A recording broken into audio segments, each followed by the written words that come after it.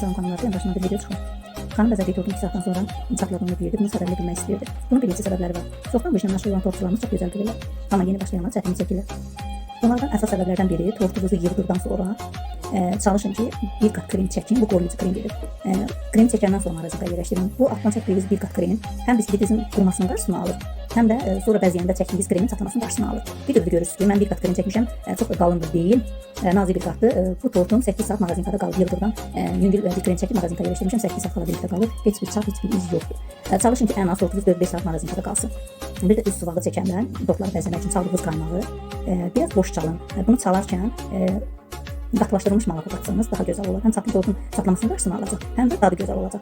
Və yaxud jele də qata bilərsiniz. Süd jele də ola bilər, şəffaf jele də ola bilər. Bunlar da tortun çatlamasının, kremin çatlamasının qarşısını alır.